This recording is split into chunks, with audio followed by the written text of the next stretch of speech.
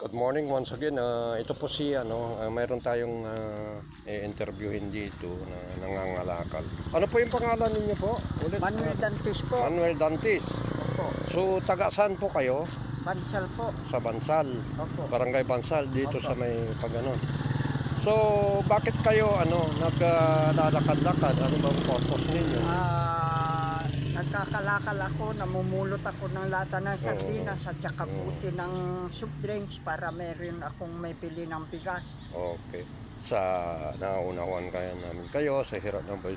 So malakas pa rin pa kayo di ba? Opo.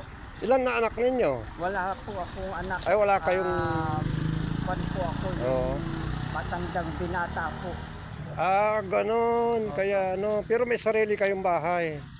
Wala rin po, pero nakikitira lang ako sa bahay-bahay, gano'n.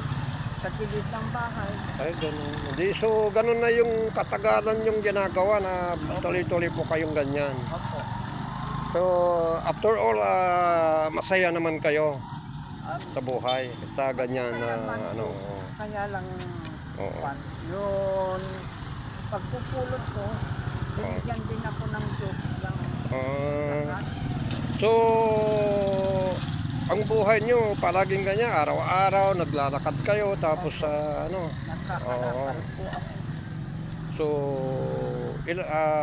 ilan yung mga kapatid mo at mga anak mo? Ako lang po nag-iisa. Ganon. Pero paano kayo na yung mga magulang nyo?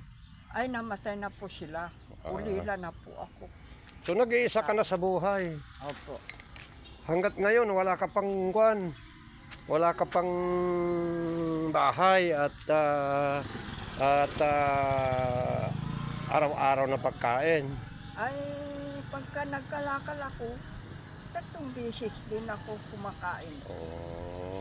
So, manawagan tayo na may tutulong sa'yo. Gusto mo, manawagan ka, ganon. Ay, kung may tutulong sa akin, nakita ko dyan sa daan ay, tulungan po ninyo ako. Dahil nag-iisa po ako sa buhay. Ganon. Nagkakalakal po ako. So, once again, narinig nyo naman si Mr. Anong pangalan? Manuel Dantis. At siya'y napaiyak sa kanyang hilingan. At, so, walang tigil na hahanap ng kabuhayan. Lakad doon, lakad Ay, dito. sa'yo, Kaya, makihingi ka po. Mas kung sino man maganda yung may ginento ang puso at pwede naman natin siyang makontak doon sa barangay nila pag sandaling mayroon tayong kababayan na size. So once again, good morning at tayo po ay nakausap na naman at dapat ma-inspire tayo sa umaga na ito at nakausap natin naman isang kababayan natin na sa hirap ng buhay lumalaban. So, good morning at ako po ay nagpapasalamat at tayo po ay huwag yung kalimutan na panoorin natin content. God bless us at maraming pong salamat.